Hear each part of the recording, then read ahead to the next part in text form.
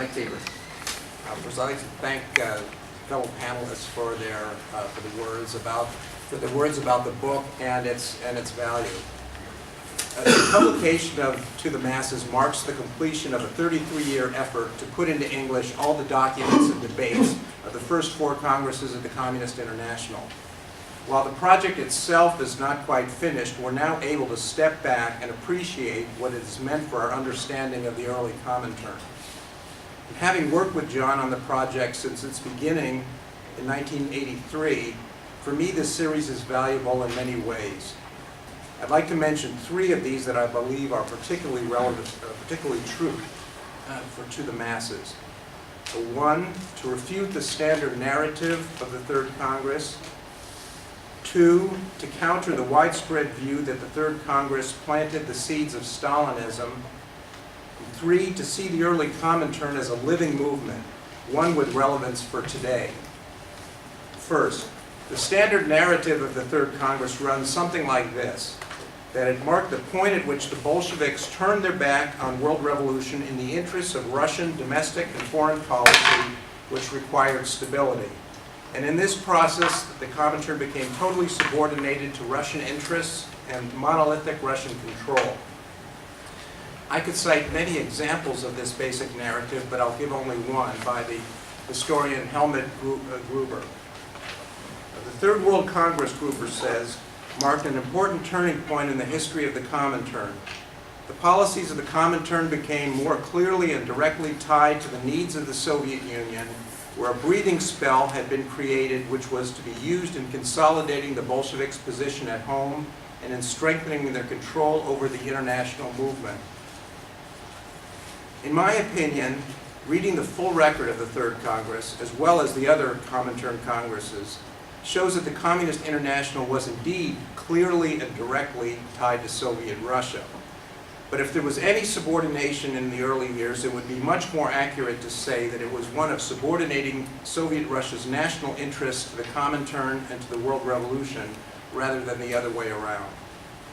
Lenin put it this way in his report to the Third Congress. It was clear to us, he said, that without the support of the world revolution, the victory of the proletarian revolution in Russia was impossible. We did all we possibly could to preserve the Soviet system, come what may, because we knew that we were working not only for ourselves, but also for the international revolution. Whether one accepts Gruber's view or Lenin's view, by having the proceedings and resolutions of the Third Congress available, readers can now make up their own minds as to which assessment is more accurate.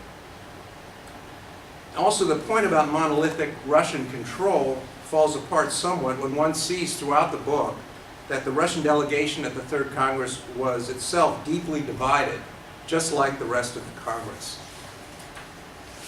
The second thing To the Masses helps us do is undercut a point raised by a number of critics on both the right and the left, that the Third Congress planted the seeds of Stalinism. This view was stated succinctly by the German Marxist Walter Held. The Third World Congress, he said, already contained the disease germs which were a few years later to precipitate the degeneration of the Communist International and along with it the Soviet state. That's from the left. The more standard academic view on the question is the idea that Leninism inevitably leads to Stalinism. This view, as we know, runs through most accounts of the Comintern today, both scholarly and popular. But what To the Masses and the other books in the series lets us see is not a continuity between Leninism and Stalinism, but the opposite, the sharp break between the two. Unlike a Stalinist monolith, at the Third Congress there was an atmosphere of free and open debate with absolutely no intimidation. Nobody was afraid to challenge the Central Russian leadership, and in fact delegates did so constantly. Another sharp difference. There was an agenda point at the Third Congress on the recently enacted new economic policy in Russia. A number of speakers, including from the workers' opposition current in the Russian CP, raised sharp criticisms of the Soviet policy.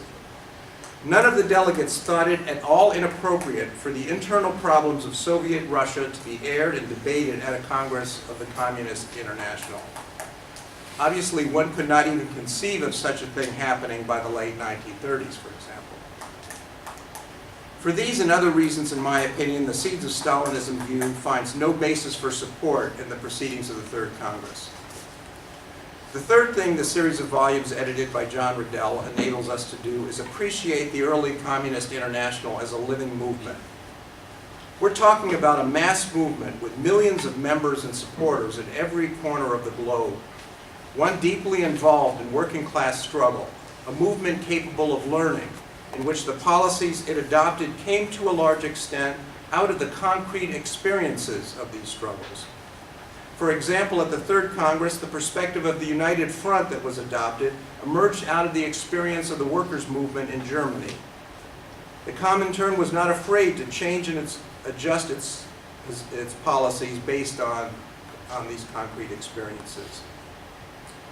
The early Comintern Congresses were working meetings.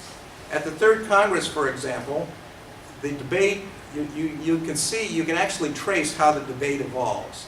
What's laid out at the beginning was not the same as what was adopted at the end. In this sense, it was substantially different from more traditional social democratic conventions where, despite the trappings of internal democracy, all decisions taken by the leadership were foreordained. In closing, I'd like to emphasize that as a living movement, the early Comintern kept moving forward, although sometimes in fits and starts and along winding roads. But even when it occasionally took a wrong step, it was able to recover its footing and keep advancing. And like any living movement, it was composed of human beings with different experiences, capabilities, strengths, and weaknesses. Looking at the Communist International in this way, I believe, allows us to see its relevance to fighters for social justice and revolutionary change today. Those seeking, like the communists of a century ago, to build a movement that can change the world. And in my opinion, that's who will find the book to be of greatest use.